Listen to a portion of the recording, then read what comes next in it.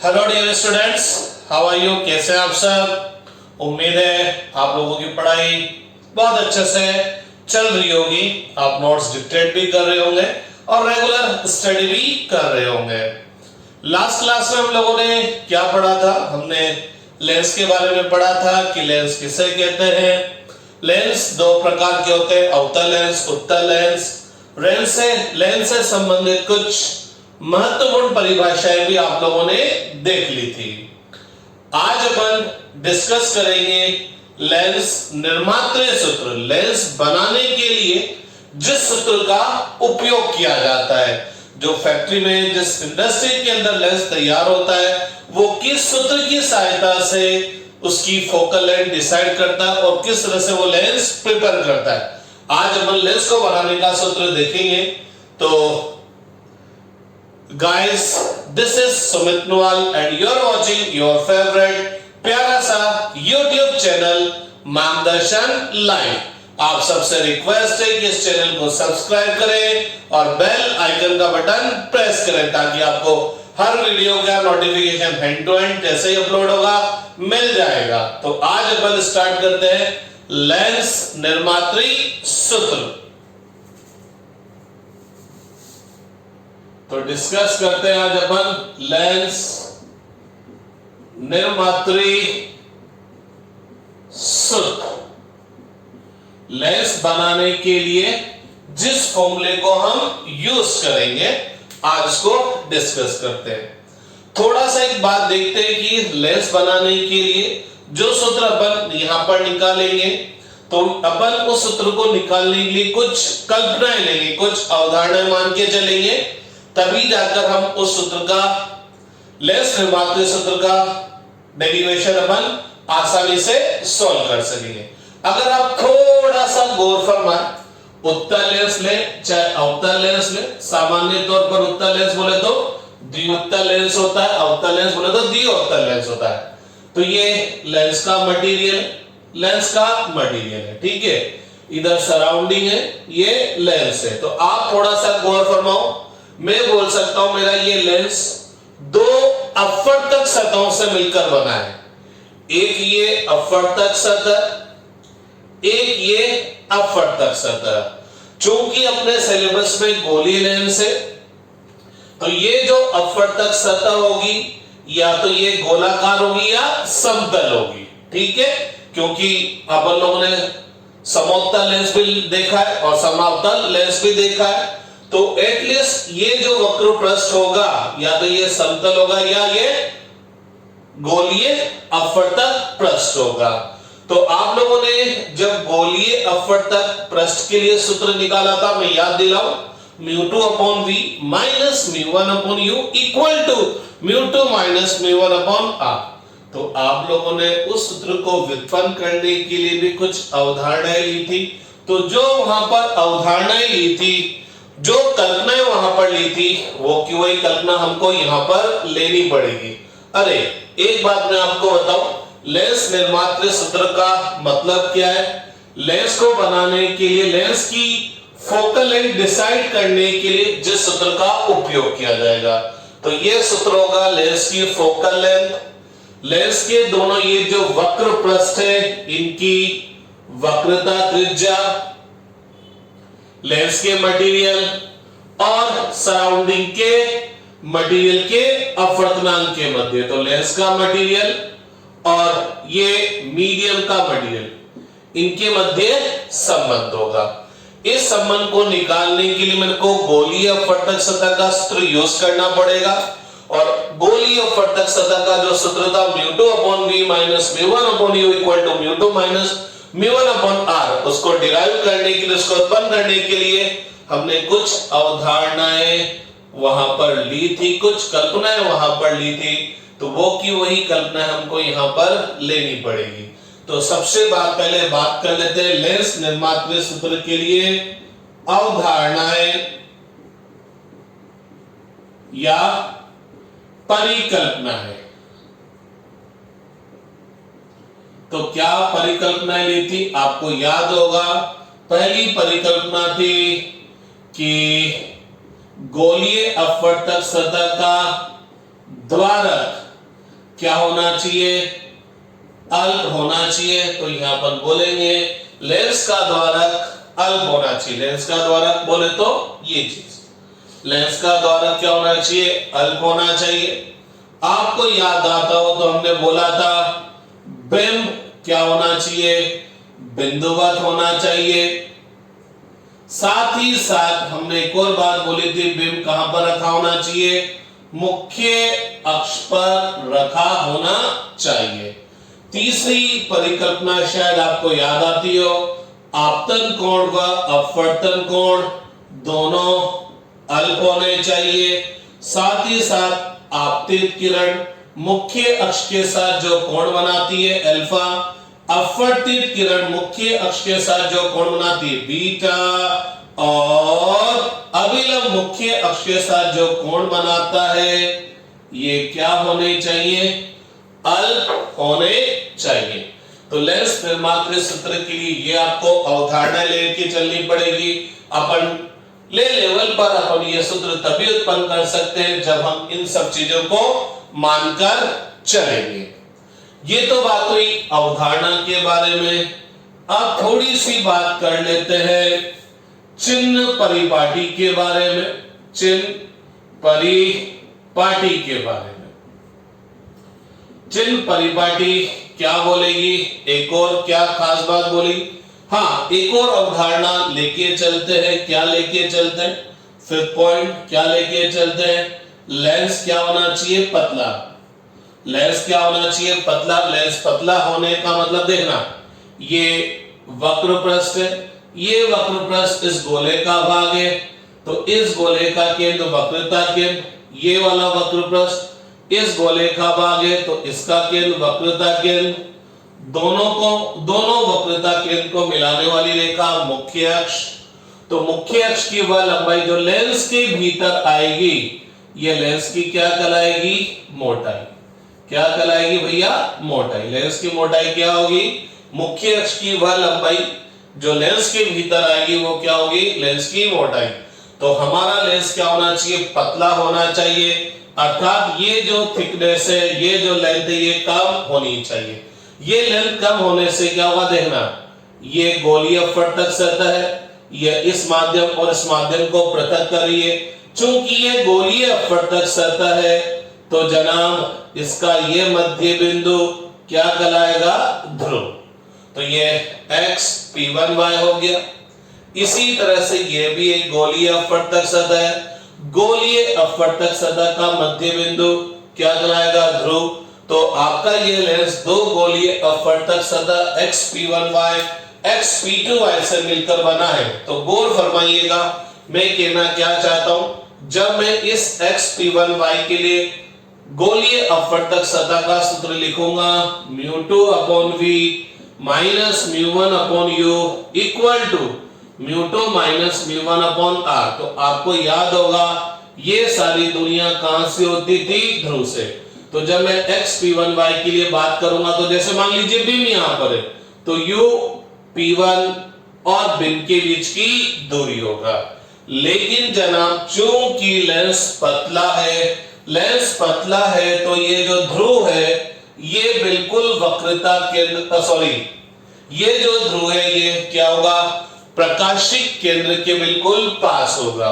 तो हम क्या करेंगे, बिंब की ध्रुव से जो दूरी है, इस बिंब की ध्रुव से दूरी को क्या करेंगे, बिंब की प्रकाशिक केंद्र से दूरी के बराबर मान लेंगे। मींस OP1 को लगभग किसके बराबर माना जा सकता है, OC के बराबर। अर्थात P1 और P2 से नापी गई दूरियों को हम C से नापी गई दूरियों के बराबर बोल सकते हैं। तो लेंस पतला होने का मतलब क्या है, P1 या P2 से नापी गई दूरियां C से नापी गई दूरी के क्या होगी, बराबर होगी। दूरी के क्या होगी, बराबर। उदाहरण के तौर पे इस बिंब का प्रतिबिंब यहां पर बना, ठीक, तो xp इस बिंब का xp1y की वजह से प्रतिबिंब यहां पर बना। तो इस प्रतिबिंब की P1 से दूरी कितनी होगी v। v क्या कहलाती है? प्रतिबिंब की ध्रुव से दूरी। तो चूंकि ये P1 और P2 इस प्रकाशिक केंद्र के बिल्कुल पास में है, तो मैं क्या बोल सकता हूं? P1 से इस प्रतिबिंब की दूरी नापो कि इस प्रकाशिक केंद्र से प्रतिबिंब की दूरी नापो, अर्थात इस दूरी को मैं लगभग इस दूरी के बराबर बोल सकता हूं, क्योंकि एक्चुअल में जो लेंस अपन लेंगे वो लेंस क्या होगा? बहुत पतला होगा। लेंस क्या होगा? बहुत पतला होगा। तो लेंस पतला होने की वजह से XP1y और XP2y में P1 और P2 से बिंब प्रतिबिंब वक्रता केंद्र से जो दूरियां नापेंगे उसको प्रकाशिक केंद्र से नापी गई दूरियों के बराबर लेंगे। ठीक है, तो ये तो बात हुई अवधारणाओं की। चिन्ह परिपाटी क्या बोलेगी? क्या बोलेगी? सभी दूरियां कहां से नापी जाएगी? प्रकाशिक केंद्र से नापी जाएगी। सभी दूरियां प्रकाशिक केंद्र से नापी जाएगी। आपतित किरण की दिशा में नापी जाने वाली दूरियां धनात्मक होगी। रामायण गाते गाते पता नहीं कितने दिन हो गए।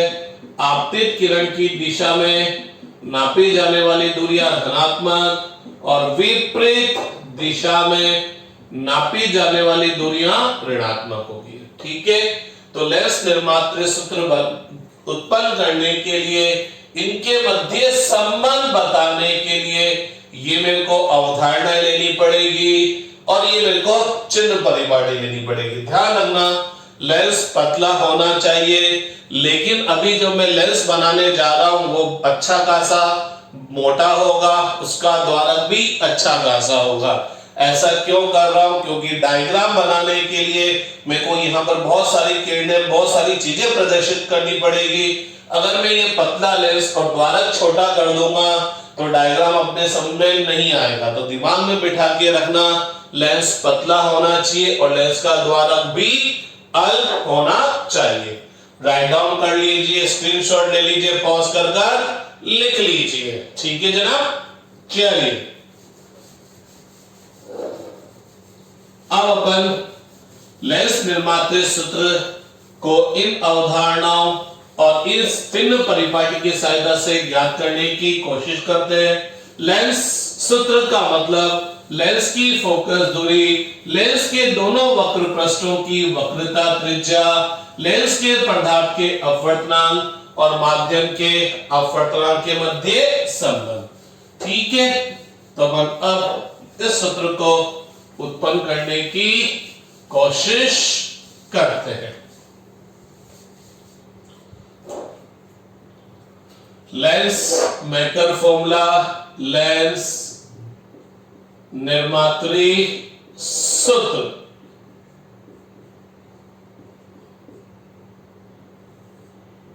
ठीक है, कहने का मतलब F R1 R2 mu L और म्यू M के मध्य संबंध। तो गौर फरमाइएगा जनाब, ये मेरा लेंस है। मैंने आपको पहले ही बोल दिया है कि मैं लेंस जो बनाऊंगा यहां पर उसका द्वारक और उसकी मोटाई ज्यादा बनाऊंगा। ठीक है, ये लेंस है, लेंस का ये मटेरियल है, इसका अपवर्तनांक म्यू L है, रिफ्रैक्टिव इंडेक्स ऑफ लेंस। ये सराउंडिंग मीडियम है, माध्यम है। अपने लेवल पर अपन यहां ये मान के चल रहे हैं कि दोनों साइड एक ही प्रकार का माध्यम है जिसका अपवर्तनांक कितना है? Mu M। कभी कभी इसको म्यू2 और इनको म्यू1 भी ले लेते हैं, कोई खास बात नहीं है। आप इस लेंस को देखिए तो ये इस वक्रपृष्ठ और इस वक्रपृष्ठ से मिलकर बना है। तो अगर मैं इस वक्रपृष्ठ की बात करूं तो ये वाला वक्रपृष्ठ इस गोले का भाग है और इस गोले का भाग है, तो उस गोले का केंद्र क्या कहलाएगा? वक्रता केंद्र। ठीक है, ये वाला वक्रपृष्ठ इस गोले का भाग है, तो इस गोले का केंद्र इसका क्या कहलाएगा? वक्रता केंद्र कहलाएगा।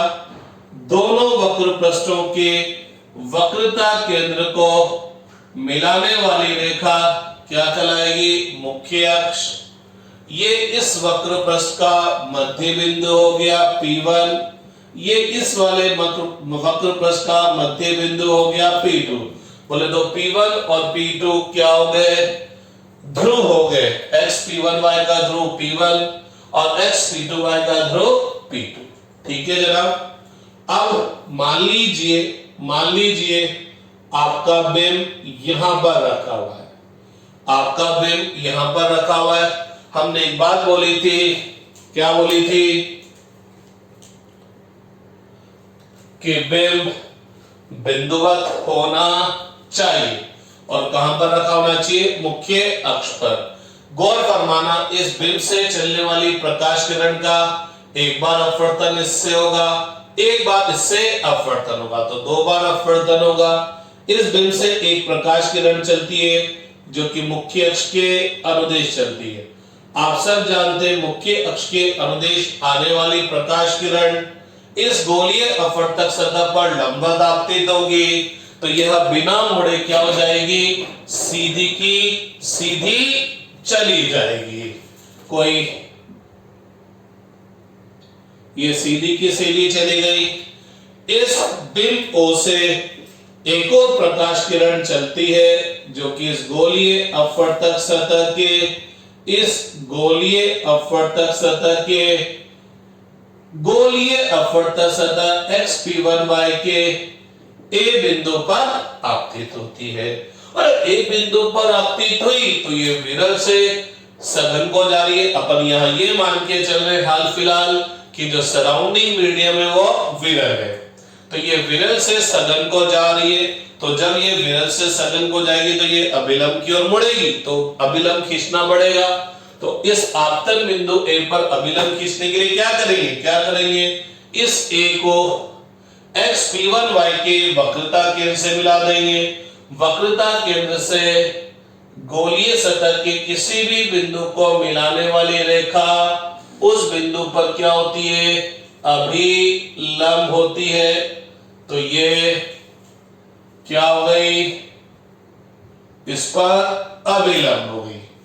तो अब आपकी ये प्रकाश किरण OA सीधी जाने के बजाय जैसे ही लेंस के भीतर प्रवेश करेगी अभिलंब की ओर मुड़ेगी, अभिलंब की ओर मुड़ेगी। इसका मतलब सीधी जाने के बजाय ये अभिलंब की ओर मुड़ जाएगी। तो ये अभिलंब की ओर मुड़ गई। तो गौर फरमाना, ये जैसे ही अभिलंब की ओर मुड़ेगी लेंस के भीतर चलेगी और लेंस के भीतर चलने के पश्चात वापस ये क्या होगी, इस वक्र पृष्ठ, इस गोलीय वक्र पृष्ठ XP2y से क्या होगी, अपवर्तित होगी। क्योंकि अब ये लेंस से जब बाहर निकलेगी तो ये सघन माध्यम से विरल माध्यम की तरफ संचरित होगी, तो यह अपने पथ से विचलित होगी। लेकिन अगर आप थोड़ा सा गौर फरमाएं, ये दोनों प्रकाश किरणें इस XP1y के लिए तो कौन सी किरणें, अपवर्तित किरणें हैं। लेकिन यही दोनों प्रकाश किरणें AB और P1 P2 XP2y के लिए कौन सी किरणें, आपतित किरणें हैं। तो जहां ये दोनों किरणें सीधी जाकर मिलेगी, वह बिंदु XP1y के लिए तो क्या होगा, प्रतिबिंब होगा, और XP2y के लिए क्या होगा, बिंब होगा। मैं क्या कहना चाह रहा हूं, गौर फरमाना। ये दोनों प्रकाश किरणें XP1y से दूर जा रही है अपवर्तन के पश्चात, तो अपवर्तित किरणें, और ये किस पर जाकर गिर रही है, XP2y पर, तो आपतित किरणें। वंस अपॉन ए टाइम हमने बोला था, क्या बोला था, आपतित किरणों का कटान बिंदु बिंब कहलाता है और अपवर्तित किरणों का कटान बिंदु प्रतिबिंब कहलाता है। तो जहां पर ये दोनों किरणें जाकर मिलेगी वह बिंदु इसके लिए तो प्रतिबिंब होगा और इसके लिए बिंब होगा। ये बात जरूर है कि ये किरण आगे सीधी नहीं जाएगी क्योंकि अपवर्तन होगा, लेकिन अगर ये सीधी जाती है, ये बोलो, ये माध्यम, लेंस का माध्यम अनंत तक फैला होता, जैसा हमने गोलीय अपवर्तक सतह में देखा था, तो गोलीय अपवर्तक सतह में एक साइड एक माध्यम, दूसरी साइड दूसरा माध्यम, तो यह माध्यम अगर अनंत तक फैला होता तो यह प्रकाश किरण सीधी की सीधी जाती, लेकिन चूंकि माध्यम चेंज हो गया तो सीधी तो नहीं जाएगी, अपवर्तित होगी। इस वजह से मैंने इसको डैश से प्रदर्शित किया है, क्योंकि ये एक्चुअल में नहीं जाएगी। लेकिन इस सतह के लिए तो अपन बोलेंगे, या कोई भी सतह बोलेगी, प्रकाश किरणें सीधी सरल रेखा में गति करती है, तो ये सीधी यहां पर जाती, ये भी सीधी जाती, और ये दोनों अपवर्तित किरणें यहां पर जाकर मिलती, यहां पर जाकर मिलती, तो इन दोनों किरणों का कटान बिंदु ये होता।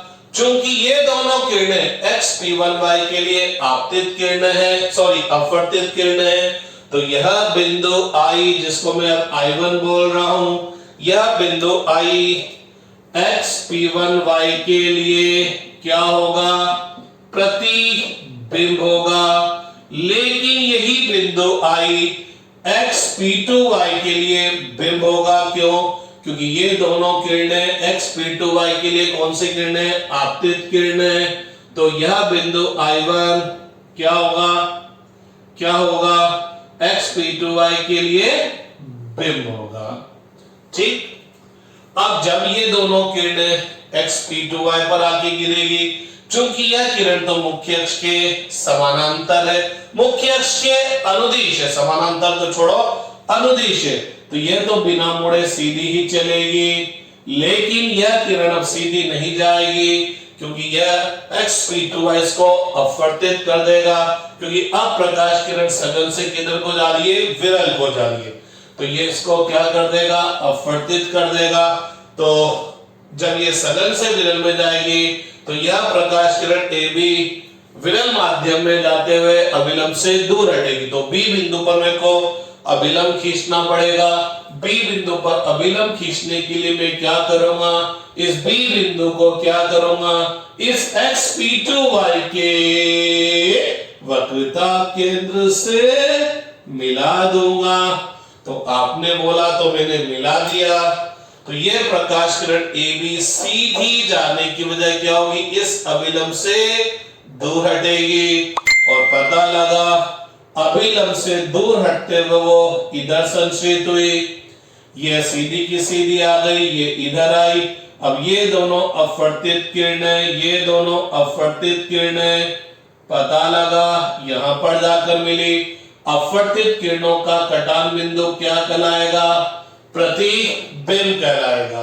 तो ये I क्या हो जाएगा, प्रतिबिंब। ये I xp2y के लिए प्रतिबिंब है, xp2y के लिए क्या है, प्रतिबिंब है। या एक और तरह से बोल सकता हूं, यह I क्या है, लेंस के लिए भी प्रतिबिंब है। लेंस ने क्या करा, इस बिंब का एक बार प्रतिबिंब यहां पर बनाया, फिर इसका एक और बार प्रतिबिंब यहां पर बनाया। कहने का मतलब क्या हुआ, अगर केवल यह सतह होती और मटेरियल इनफाइनाइट तक होता तो प्रतिबिंब यहां पर मिलता, लेकिन यह मटेरियल केवल यहीं पर बाउंडेड था, तो इस सतह ने एक और बार अपवर्तन कर प्रतिबिंब यहां पर बना दिया। अर्थात जब O से चलने वाली प्रकाश किरण इस लेंस से होकर गुजरेगी तो दो बार अपवर्तित होकर प्रतिबिंब कहां पर बनेगा, इस पॉइंट पर बनेगा। तो अब अगर अपन क्या करें, चूंकि दो बार अपवर्तन हो रहा है xp1y से और xp2y से, तो xp1y के लिए समीकरण लिखने की कोशिश करते हैं। तो xp1y के लिए गौर फरमाना समीकरण क्या होगी, μ2/v minus μ1/u equal to μ2 minus μ1/r। ये समीकरण थी, तो थोड़ा सा गौर फरमाते हैं। ये xp2y है, xp2y के लिए ये आपतित किरण है, तो सॉरी xp1y के लिए ये आपतित किरण है। आपतित किरणों का कटान बिंदु बिंब।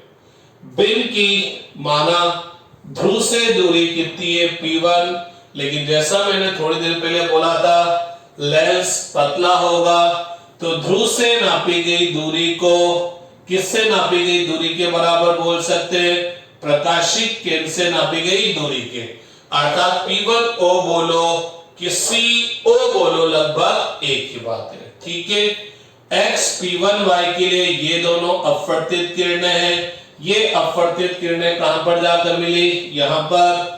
तो इसके लिए प्रतिबिंब की P1 से दूरी कितनी है? V1। P1 से दूरी बोलो कि C से दूरी बोलो, एक ही बात है। तो जनाब यहां से यहां तक की दूरी V1 है। ठीक है, क्लियर? ये X P1Y है, इसका वक्रता केंद्रीय है। वक्रता केंद्र की ध्रुव से दूरी बोले तो वक्रता त्रिज्या, तो माना कि इसकी वक्रता त्रिज्या कितनी है? R1। तो अब मैं ढंग से समीकरण लिखता हूं X P1Y के लिए। X P1Y के लिए प्रतिबिंब की ध्रुव से दूरी बोले तो प्रकाशिक केंद्र से दूरी कितनी है? V1। कितनी है? V1। U क्या चीज है? U क्या चीज है? बिंब की ध्रुव से दूरी। बिंब की ध्रुव से दूरी कितनी है? U ही है। R क्या चीज है? वक्रता त्रिज्या। X P1Y की वक्रता त्रिज्या हमने कितनी ली? हमने कितनी ली? R1। P1 C1 बराबर C C1 बोले तो R1। एक और खास बात, μ2 क्या होता है?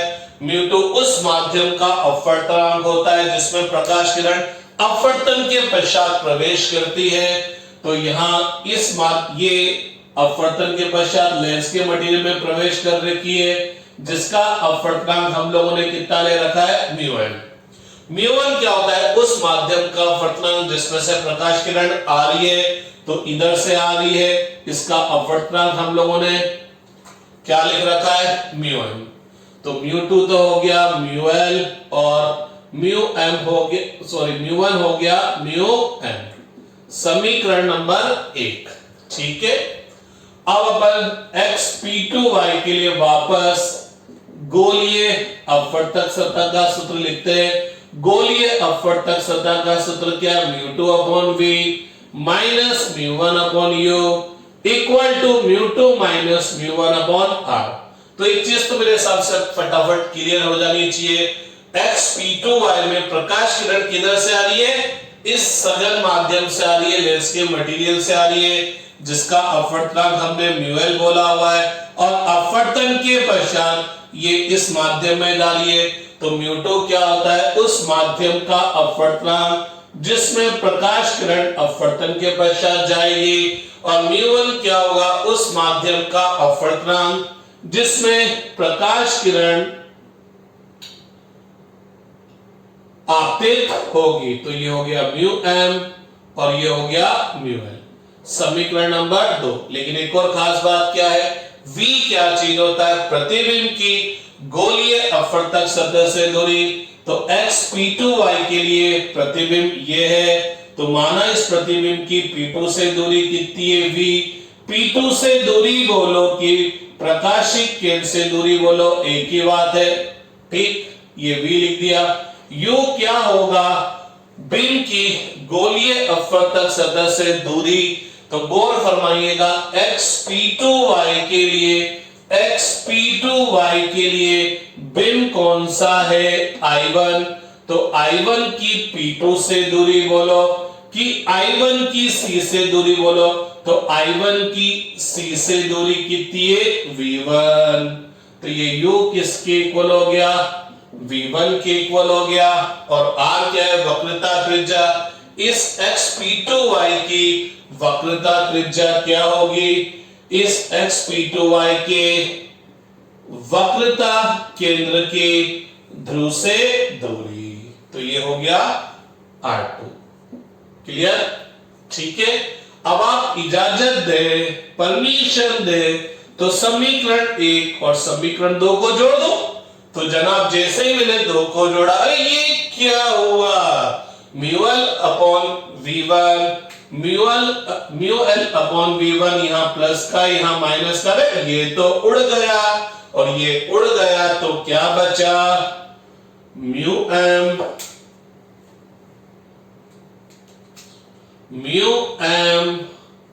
Upon v minus μm upon u equal to mu L minus mu M upon R1 plus mu M minus mu L upon R2।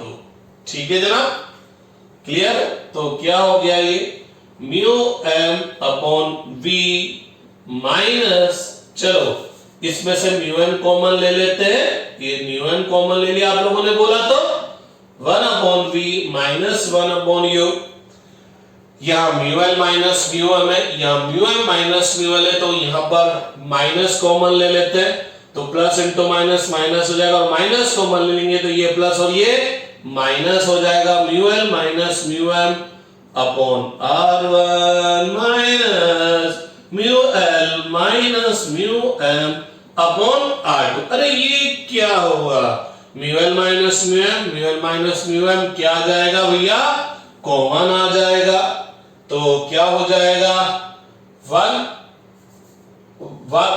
Upon V minus 1 upon U equal to mu L minus mu M common लिया, साथ साथ मैंने एक और काम कर दिया, mu M को इधर नीचे फेंक दिया, केची गुणा कर दिया अपॉन म्यू एम, और इधर क्या बचा ब्रैकेट में, क्या बचेगा ब्रैकेट में 1 upon R1 minus 1 upon R2। इस म्यू एम से अलग अलग करके भाग दे दो, तो 1 upon V minus 1 upon U equal to mu L upon mu M minus mu M upon mu M कितना हो जाएगा 1 upon R1 minus 1 upon R2। ठीक है ना, तो यहां तक अपन पहुंच चुके हैं, लेकिन गजब की बात है, म्यू एल आ रहा है, म्यू एम आ रहा है, R1 आ रहा है, R2 आ रहा है, लेकिन अभी तक फोकल लेंथ नहीं। अरे म्यू एल आ रहा है, म्यू एम आ रहा है, R1 आ रहा है, R2 आ रहा है, फोकल लेंथ अभी नहीं आई, तो फोकल लेंथ निकालने की अब कोशिश करते हैं। अरे लेंस में कितने फोकस होते हैं, 2 फोकस होते हैं, प्रथम फोकस द्वितीय फोकस, तो 2 फोकस दूरी हुई, प्रथम फोकस दूरी द्वितीय फोकस दूरी। प्रथम फोकस दूरी क्या होगी, प्रथम फोकस की प्रकाशिक केंद्र से दूरी, द्वितीय फोकस दूरी क्या होगी, द्वितीय फोकस की प्रकाशिक केंद्र से दूरी। तो अपन ऐसा करते हैं, प्रथम फोकस दूरी भी निकालते हो जनाब, द्वितीय फोकस दूरी भी निकालते हैं। तो जनाब सबसे पहले बात करते हैं अपन प्रथम फोकस दूरी। तो प्रथम फोकस दूरी क्या होगी, प्रथम फोकस की प्रकाशिक केंद्र से दूरी। तो अपन सबसे पहले बात करते हैं कि प्रथम फोकस होता क्या है।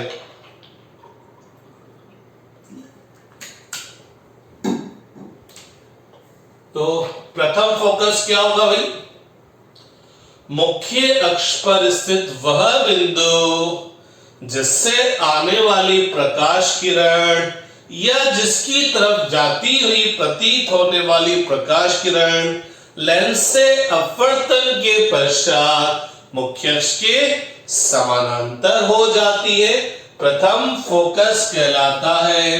तो गौर फरमाइएगा, ये आपका लेंस है, मान लीजिए ये आपका प्रकाशिक केंद्र है, ये प्रथम फोकस है, आपने बिंब प्रथम फोकस पर ही रख दिया।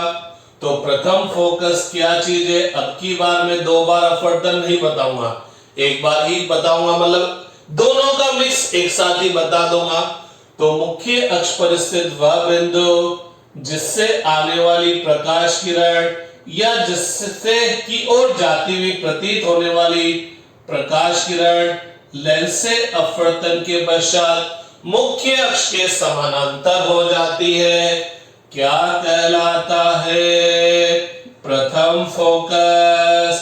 प्रथम फोकस की प्रकाशिक केंद्र से दूरी प्रथम फोकस दूरी कहलाती है। तो गौर फरमाइएगा, अगर मैं बिंब को प्रथम फोकस पर रख दूंगा तो इस बिंब से चलने वाली प्रकाश किरणें लेंस से अपवर्तन के पश्चात क्या हो जाएगी, मुख्य अक्ष के समानांतर हो जाएगी। तो जब बिंब प्रथम फोकस पर रखा है तो बिंब की प्रकाशिक केंद्र से दूरी बीम की प्रकाशिक केंद्र से दूरी u की वैल्यू कितनी हो गई, f1 हो गई। बीम की प्रकाशिक केंद्र से दूरी f1 हो गई। लेकिन भैया लोगों सभी दूरियां प्रकाशिक केंद्र से नापी जाएगी, तो जब प्रकाशिक केंद्र से बीम की तरफ आया तो आपतित किरण के विपरीत दिशा में आया तो माइनस लेंगे, ठीक। तो u की वैल्यू -f1 हो जाएगी।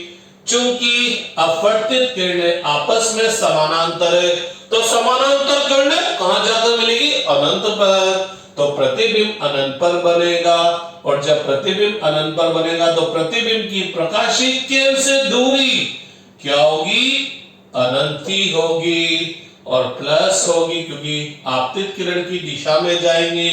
तो ये मान समीकरण 3 में भर दे भैया लोगों। तो आप लोगों ने इजाजत दे दी, तो समीकरण 3 में भर दिया। 1 बटा अनंत माइनस 1 बटा यू की वैल्यू कितनी है, -f1 mu L upon mu M -1 1 upon r1 minus 1 upon r2। 1 बटा अनंत तो 0 हो गया, माइनस माइनस क्या हो गया, प्लस। तो 1 upon f1 equal to mu L upon mu M -1 1 upon r1 minus 1 upon r2। तो ये प्रथम फोकस दूरी का क्या हो गया, व्युत्क्रम है। f1 के बराबर नहीं आया भैया, 1 अपॉन f1 के बराबर आया है, ठीक है। अब अपन बात करेंगे किसकी, द्वितीय फोकस दूरी की। तो आप स्क्रीनशॉट ले लीजिए, पॉज कर लिख लीजिए, क्योंकि हमने कुछ चीज रब करने जा रहा हूं यहां पर, तो आप लिख लीजिए, ठीक है।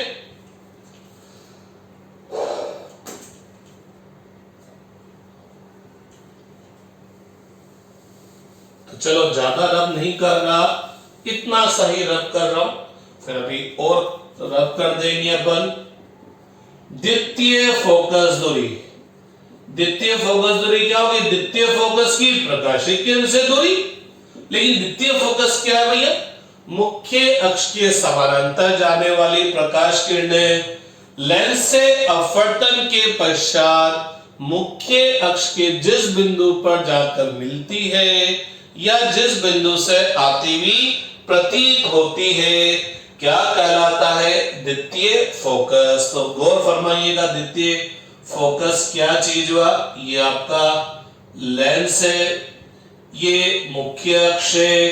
तो अपन ने क्या बोला, मुख्य अक्ष के समानांतर आने वाली प्रकाश किरण। इस पूरे डेरिवेशन में मैं डायग्राम इस हिसाब से बना रहा हूं कि लेंस का मटेरियल सघन है और सराउंडिंग विरल है। लेकिन गजब की बात पता है क्या है, अगर लेंस विरल होगा, सराउंडिंग सघन होगा, तो भी लेंस निर्मात्र सूत्र वही आएगा। बस यहां जब लेंस का मटेरियल सघन है और माध्यम विरल है तो mu L greater than mu M हो जाएगा, और जब लेंस विरल और माध्यम सघन है तो mu L less than mu M हो जाएगा। तो वैल्यू रख देंगे तो अपना फोकल लेंथ आ जाएगी, ठीक। तो ये प्रकाश किरण मुख्य अक्ष के समानांतर आई। तो चूंकि लेंस का मटेरियल सघन है, तो आप सब जानते हैं उत्तल लेंस किसकी भांति कार्य करेगा, अभिसारी लेंस की।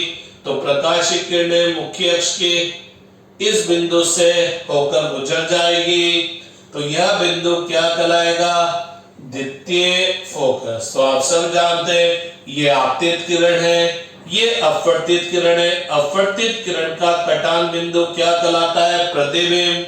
तो इसका मतलब यहां पर प्रतिबिंब की प्रकाशिक केंद्र से दूरी किसके बराबर हो गई, f2 के बराबर हो गई। प्लस के माइनस यहां से जाएंगे, यहां पर आपतित किरण की दिशा में गया प्लस। अगर मैं बिंब की प्रकाशिक केंद्र से दूरी बोलूं तो भैया लोगों आपतित किरणों का कटान बिंदु बिंब कहलाएगा। ये आपतित किरणें समानांतर है, तो ये आपतित किरणें पीछे कहां जाकर मिलेगी, अनंत पे। तो बिंब अनंत पर होगा, तो C से मेरे को अनंत तक चलना पड़ेगा। तो u की वैल्यू अनंत होगी लेकिन माइनस में। समीकरण 3 में मान भर दे, तो समीकरण 3 में मान भरेंगे तो क्या होगा भैया, 1/v, v की वैल्यू हो गई f2 माइनस 1/u, u की वैल्यू हो गई माइनस अनंत, μl/μm minus 1/r1 minus 1/r2। ये तो हो गया भैया 0, तो ये हो गया μl/μm minus 1/r1 minus 1/r2। तो ये द्वितीय फोकस दूरी का व्युत्क्रम है। अरे ये क्या हुआ, μl/μm minus 1, μl/μm minus 1, 1/r1 minus 1/r2, 1/r1 minus 1/r2। तो ये क्या हुआ, जो चीज ये है वो ये, इसका मतलब जो चीज ये है वो ये है, इसका मतलब क्या हुआ 1/f1 इक्वल टू 1/f2। इसका मतलब प्रथम फोकस दूरी और द्वितीय फोकस दूरी सेम होगी। इसका मतलब क्या हुआ, अगर प्रथम फोकस की प्रकाशिक केंद्र से दूरी, प्रथम फोकस की प्रकाशिक केंद्र से दूरी 10 सेंटीमीटर है, तो द्वितीय फोकस की प्रकाशिक केंद्र से दूरी भी 10 सेंटीमीटर होगी। लेकिन ध्यान रखिएगा, चूंकि जब हम सूत्र में वैल्यू रखेंगे तो चिन्ह सहित आएगी, तो चिन्ह में एक बहुत दिक्कत आ जाएगी। अगर मान लो प्रकाश किरण यूं आ रही है, तो अगर मैं यूं जाऊंगा तो ये फोकस दूरी तो -10 आएगी और ये फोकस दूरी +10 आएगी। तो बच्चे कंफ्यूज कि हम +10 लिखेंगे -10 लिखें, तो मैंने आपको पहले भी बोला है द्वितीय फोकस दूरी ही मुख्य फोकस दूरी होती है। अतः जब फोकस दूरी की बात करेंगे, फोकस की बात करेंगे, तो वो कौन सी होगी, द्वितीय फोकस दूरी। वैल्यू तो दोनों सेम होगी, लेकिन न्यूमेरिकल के अंदर जब आप वैल्यू लिखेंगे तो प्लस या माइनस में आएगी, तो एक की वैल्यू माइनस में, एक की वैल्यू प्लस में आएगी। तो ध्यान रखिएगा, फोकस मुख्य फोकस दूरी का मतलब या फोकस दूरी का मतलब द्वितीय फोकस दूरी से होता है। तो क्या मतलब निकला, क्या मतलब निकला कि जनाब, क्या मतलब निकला कि आप प्रथम फोकस दूरी बोलो कि चाहे द्वितीय फोकस दूरी बोलो, सेम आया। तो फोकस दूरी का व्युत्क्रम क्या आएगा, μl/μm minus 1/r1 minus 1/r2। अब मैंने ना f1 लिखा ना मैंने f2 लिखा, सिंपल 1/f लिख दिया, ठीक है। μl/μm minus 1/r1 minus 1/r2। इसका मतलब जो फोकस दूरी है, वो फोकस जो दूरी है वो किस किस पर डिपेंड करेगी, किस किस पर डिपेंड करेगी, दोनों वक्र पृष्ठों की वक्रता त्रिज्या पर डिपेंड करेगी। और किस पर डिपेंड करेगी, लेंस के मटेरियल पर, पदार्थ पर, और साथ साथ माध्यम के पदार्थ पर, माध्यम के पदार्थ पर। क्योंकि अपन सब जानते हैं अलग अलग मटेरियल का अपवर्तनांक अलग अलग है। तो यहाँ एक बहुत गजब की बात है, बहुत गजब की बात है। पता है क्या है, मान लीजिए आपका ये लेंस है, जैसे मान लीजिए किसी कांच का बना है, किसी पर्टिकुलर कांच का बना हुआ है। अब अपन क्या करते हैं, इस लेंस को एक बार हवा में रखते हैं, एक बार पानी में रखते हैं। तो क्या होगा, हवा में रखने पर और पानी में रखने पर क्या होगा, R1 R2 और म्यूएल तो चेंज नहीं होगा, क्योंकि वही लेंस है, वही मटेरियल है। तो ना तो R1 चेंज होगा ना R2 चेंज होगा, नहीं, लेंस का मटेरियल चेंज होगा। लेकिन चूंकि माध्यम चेंज हो गया, सराउंडिंग मीडियम चेंज हो गया, तो म्यूएम चेंज हो जाएगा। और म्यूएम चेंज हो जाएगा तो क्या होगा, क्या होगा, लेंस की फोकस दूरी भी चेंज हो जाएगी। इसका मतलब लेंस की फोकस दूरी लेंस के चारों ओर के माध्यम पर भी निर्भर करती है। एक ही लेंस की अलग अलग माध्यम में फोकस दूरी अलग अलग होगी, क्योंकि म्यूएम चेंज होता जाएगा।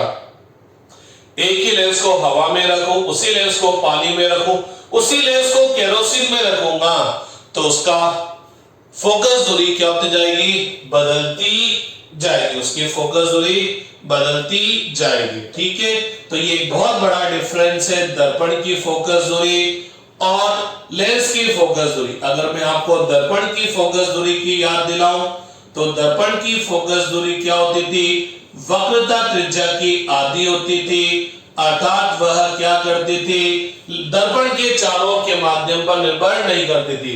अर्थात गोलीय दर्पण को आप हवा में रखो, पानी में रखो, केरोसिन में रखो, दर्पण की फोकस दूरी चेंज नहीं होगी, लेकिन लेंस की फोकस दूरी चेंज हो जाएगी। अब एक और खास बात क्या है, मान लीजिए ये भी फिक्स है, ये दोनों भी फिक्स है। कहने का मतलब अगर मैं R1 R2 और ये मीडियम भी फिक्स कर दूं, लेकिन अगर मैं आपतित प्रकाश की तरंग दैर्ध्य चेंज कर दूं, तरंग दैर्ध्य चेंज कर दूं तो क्या होगा, आपतित प्रकाश की तरंग दैर्ध्य चेंज करने पर क्या होगा, जैसे मान लीजिए ये हवा है, ये कांच है, तो अपन को लगता है मटेरियल सेम है तो म्यूएम और म्यूएल सेम होंगे। नहीं भैया, तरंग दैर्ध्य बढ़ने पर लेंस के पदार्थ का अपवर्तनांक क्या हो जाएगा, तरंग दैर्ध्य अगर मैं बढ़ाऊंगा तो लेंस के पदार्थ का अपवर्तनांक क्या हो जाएगा, कम। कोचे फॉर्मूला हम लोगों ने पहले देखा था